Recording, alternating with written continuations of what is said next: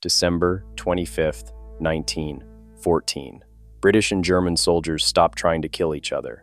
Then they played football in no man's land, the frozen wasteland between trenches, the killing ground where thousands had died. Now enemies stood together, laughing, shaking hands, exchanging cigarettes and chocolate. Someone produced a football. Within minutes, a game began. The same men who were shooting at each other yesterday.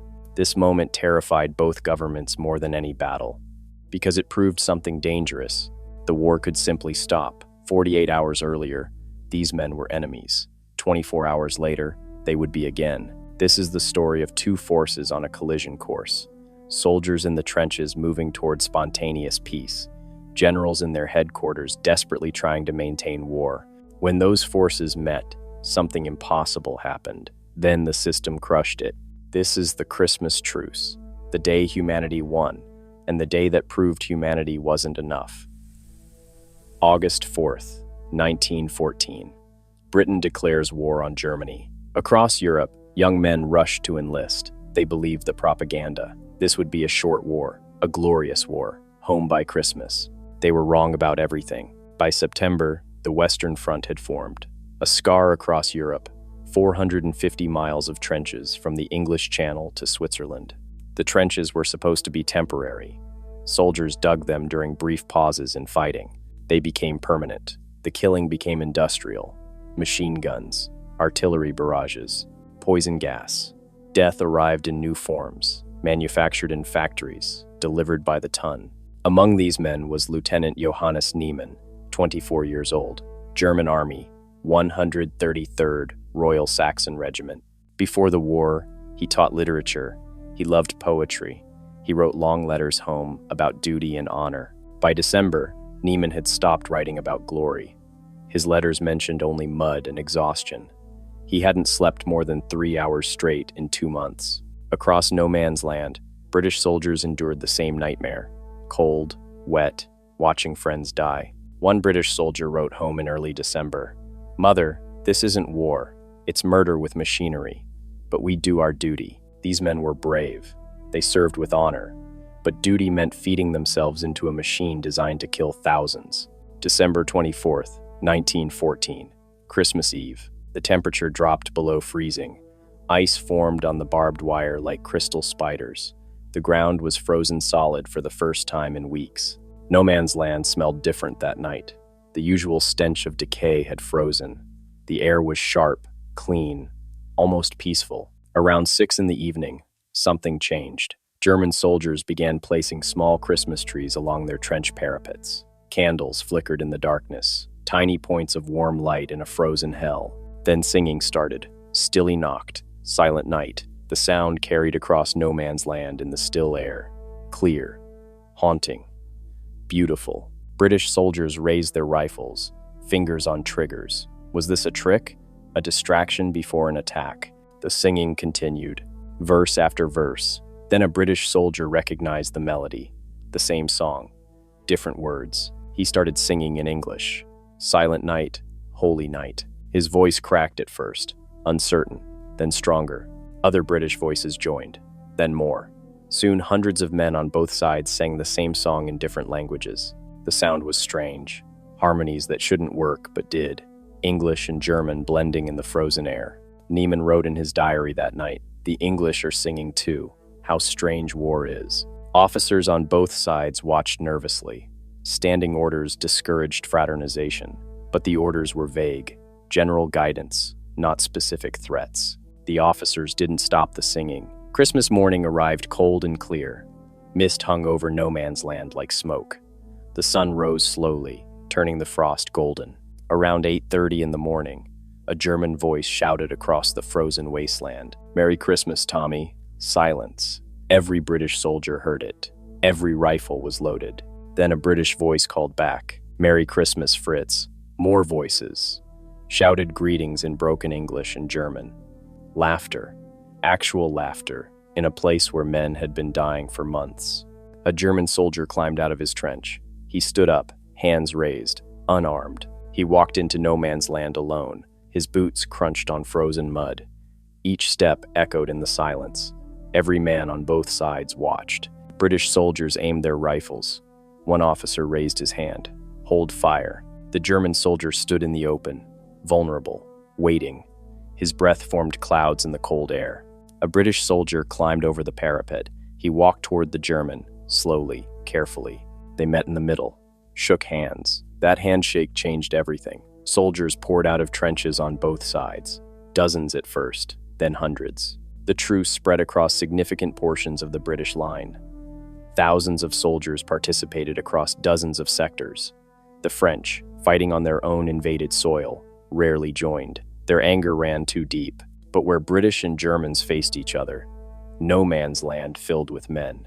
They exchanged gifts, cigarettes, chocolate, brass buttons cut from uniforms. One German soldier traded a spiked helmet for a British cap. They showed each other photographs, wives, girlfriends, children. They discovered they were the same, just men, not monsters.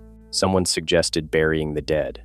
Bodies had been lying in no man's land for weeks, frozen solid, impossible to recover during fighting.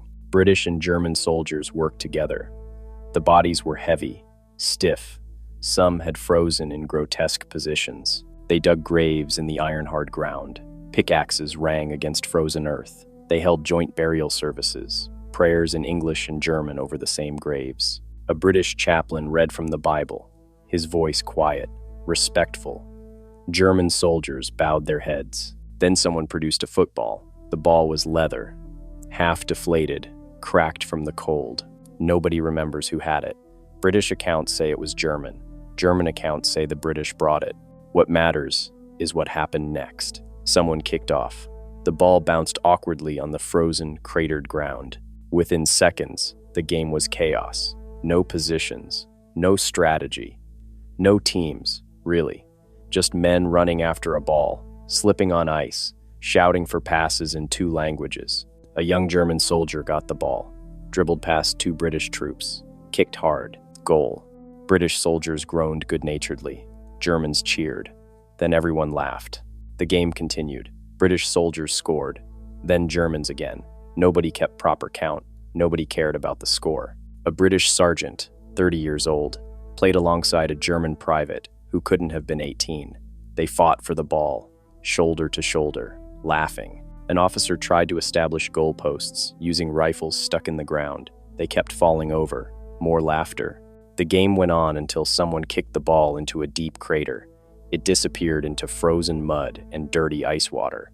Everyone stopped, stared at the crater. Then someone said, "We'll call it a draw." Agreement from both sides. Handshakes, pats on backs. They hadn't just played a game. They'd proven something bigger than football. They'd proven they were still human. Neiman stood watching, smiling. For the first time in months, he felt almost human again. Then his smile faded. He realized what this meant. What they had proven. They didn't have to fight. The war could end, right now, if everyone simply refused. But Neiman knew something else, something that would haunt him. The system wouldn't allow it. What the soldiers didn't know was what was happening 400 miles away. High Command had received the reports, and they were planning to end this, permanently. August 1914.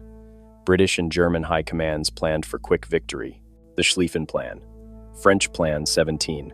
Overwhelming force, rapid advance, enemy collapse within weeks. Perfect strategies on paper. All of them failed. By November, neither side could advance. Neither side could retreat. The war had become a stalemate. Trenches stretched across Europe like a festering wound. High Command faced a problem. Morale was collapsing. Soldiers were exhausted, disillusioned. Some were starting to question why they were fighting. Questioning was dangerous. Standing orders existed against fraternization with the enemy. Vague guidelines, general discouragement, nothing specific, nothing with teeth. General Sir Horace Smith-Dorrien commanded British Second Army. Career soldier, veteran of colonial wars. He understood one thing perfectly. Wars are won by men willing to fight. Men who don't question orders. Soldiers who saw enemies as human might refuse to kill them. December 7th, 1914. Pope Benedict XV proposed something radical. A Christmas truce. Official. Sanctioned by all sides. Just one day of peace. The proposal reached London, Berlin, Paris. Every government rejected it. Immediately, the British War Cabinet met to discuss the proposal. The decision took 15 minutes. No truce, no pause, no cessation of hostilities under any circumstances. One cabinet member explained the reasoning. Any pause in fighting threatens military discipline. Soldiers might become unwilling to resume combat. A German general said it more bluntly. A truce would be the end of this war. We cannot allow it. They weren't worried about one day of peace. They were terrified of what came after. What if soldiers refused to go back to war? The proposal was rejected. High Command believed the matter was settled.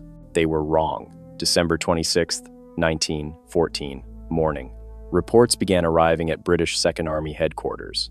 Fragmentary at first, confusing. Fraternization reported in Sector 4. Units singing with Germans on Christmas Eve. Unconfirmed reports of troops meeting in no man's land. Smith Dorrien read the reports with growing alarm. He sent urgent messages. Clarify immediately. How extensive is this fraternization? More reports arrived throughout the day, each one worse than the last. Extensive fraternization confirmed. Ypres sector. British and German soldiers met between trenches, duration several hours. Football match reported. Joint burial services conducted. Smith Dorrien stared at the map. Red marks indicated where fraternization had occurred. The marks dotted significant portions of the line. Dozens of sectors, thousands of soldiers. This wasn't isolated incidents. This was a spontaneous peace movement. An emergency meeting was called. Senior officers gathered. Maps were spread across tables. One colonel tried to minimize it. Local truces, sir. Limited duration. It's over now. Smith Dorrien's response was sharp. Is it over? Have they resumed fighting? Silence. Reports from the front were unclear. Some sectors had resumed combat. Others hadn't. Some soldiers were still in no man's land. Smith Dorrien asked the question that terrified every officer in the room. What if they refused to fight? Nobody answered. The British Army's entire war effort depended on soldiers following orders. If thousands of men simply said no, the army would collapse. One officer suggested negotiating with the troops. Perhaps if we acknowledge their Christmas celebration, allow them this one day. Smith Dorrien cut him off. Absolutely not. We do not negotiate with soldiers. They follow orders, period. But privately, Smith Dorrien was shaken. He wrote in his personal diary that night, "This fraternization illustrates the apathetic state we have reached, the utter futility of it all." Even he felt it. The senselessness of the war, the waste. Smith Dorrien faced an impossible choice. Allow the fraternization, and soldiers might refuse to fight. The war effort collapses. Suppress it harshly, and crush the one moment of humanity in this nightmare. He chose what he thought would save more lives in the long run. The calculus of generals. If British soldiers went home, Germany kept Belgium. France might fall. Was individual humanity worth collective defeat? Smith Dorrien didn't think so. Neither did the families back home demanding victory. He was just choosing the system over the individual. December 27th, 1914. Orders went out. These orders were different from the vague guidelines that existed before. These were specific, harsh, uncompromising. All fraternization will cease immediately. Commanders will ensure troops return to combat readiness. Any further incidents will result in severe disciplinary action, including court-martial. The penalty could include execution. Smith Dorrien made sure every unit commander understood. This would never happen again. But enforcing the orders was difficult. Officers at the front faced an impossible situation. Their men had just spent Christmas with the enemy, had buried the dead together, had played football together. How do you order men to kill their new friends? Some officers tried stern discipline. Others looked the other way.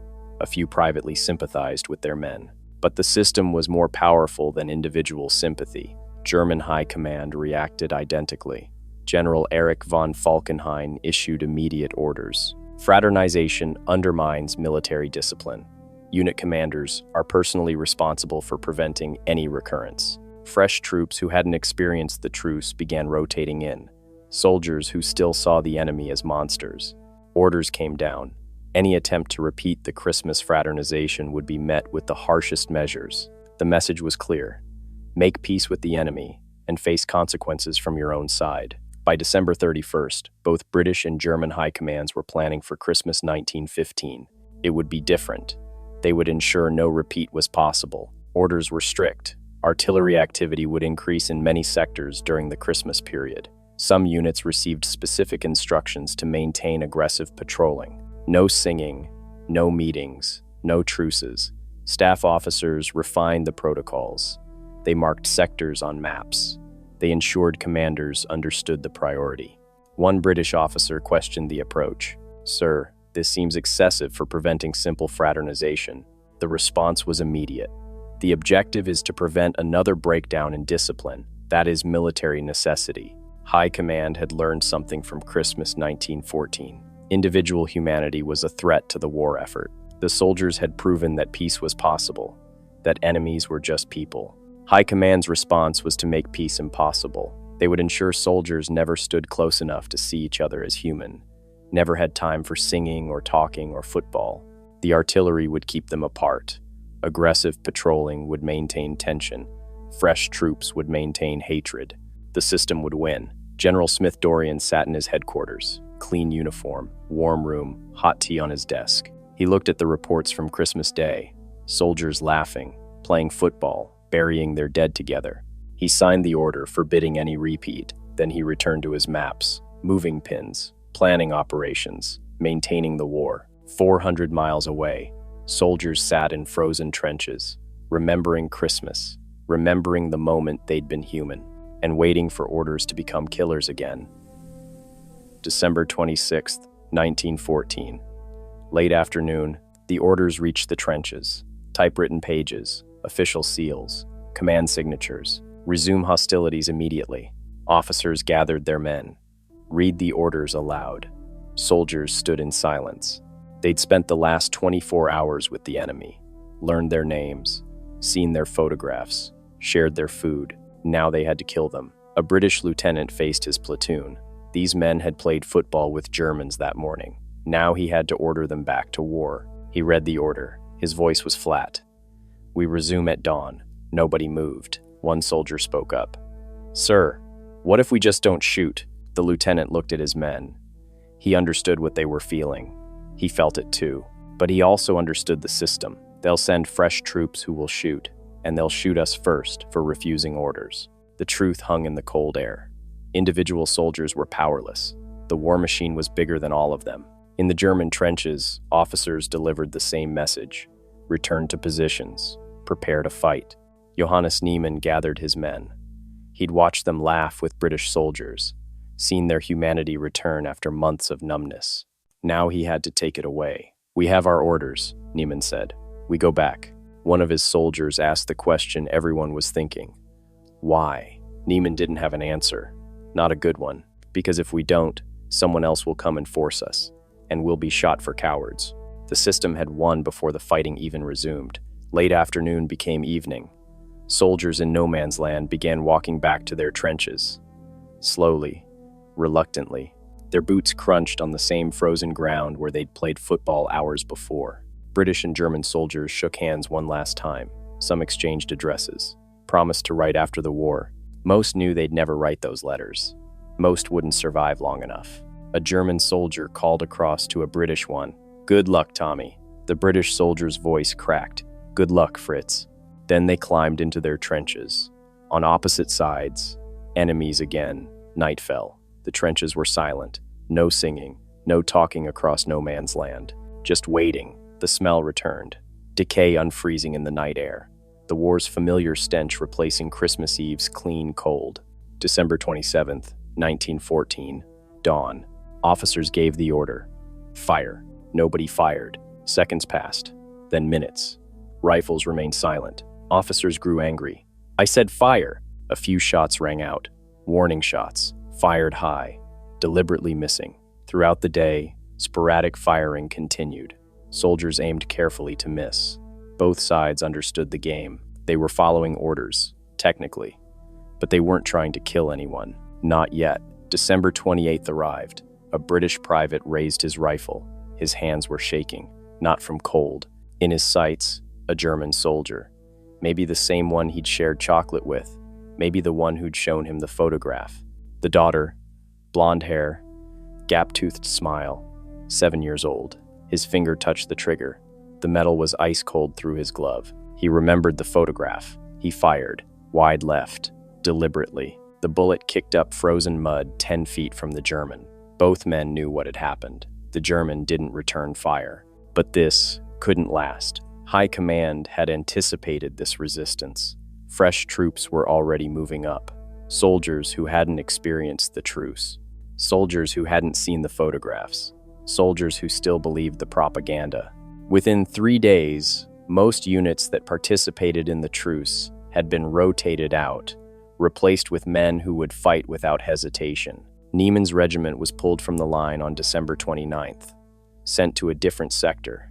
The men who'd played football with the British were scattered across the front, never allowed to serve together again, never allowed to talk about what they'd experienced. The system had learned its lesson. Keep soldiers moving. Never let them get comfortable with the enemy. Never let them see the humanity across no man's land.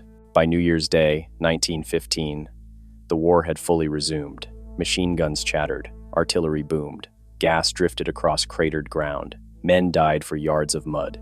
The Christmas truce was over, but something had changed.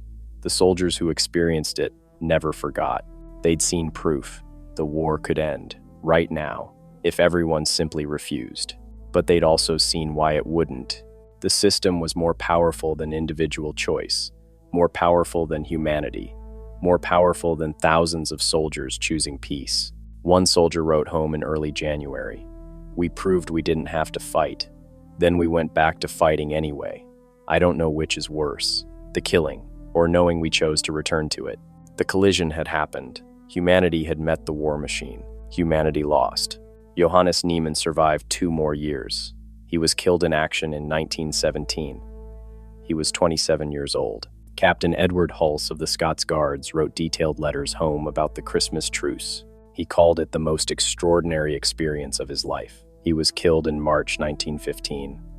3 months after Christmas, he was 25. Most soldiers who participated in the truce died within a year. The Western Front consumed them: artillery, machine guns, gas attacks. Christmas 1915 arrived. Some soldiers tried to repeat the truce. They sang carols, called greetings across no man's land. High Command ensured no repeat was possible. Orders were strict. Artillery activity increased in many sectors during Christmas 1915. Aggressive patrolling maintained tension. No widespread truce occurred in 1915, or 1916, or 1917. The war continued for 4 more years. 9 million soldiers died, 21 million wounded. The Christmas truce of 1914 remains unique in military history. A spontaneous outbreak of peace in the middle of industrial slaughter. It proved something powerful, that even in humanity's darkest hour, we can choose peace. That proximity destroys propaganda, that enemies are just people. But it also proved something darker. The Christmas truce reminds us of a truth that governments fear. Proximity destroys propaganda. When enemies meet face to face, hate becomes harder. That's why systems work so hard to keep us apart. The soldiers in 1914 proved peace was possible. The system proved it was in control. That dynamic hasn't changed. We're still told who to hate, still kept apart so we can't see each other's humanity, still fed narratives that make enemies seem less than human. The Christmas truce reminds us what happens when that breaks down, when we actually meet, actually talk, actually see each other. Peace becomes possible, but it also reminds us why peace is so rare, because systems are still more powerful than individuals. Those soldiers proved we don't have to fight, then they went back to fighting anyway. The question isn't whether we can choose peace. The Christmas truce answered that. We can. The question is whether we have the courage to defy the systems that demand war. In 1914, the answer was no. The system won. What's our answer today? This is the War Maestro Chronicles. Forgotten battles, true stories. If you want more stories like this, subscribe. Your support keeps these forgotten wars from staying forgotten.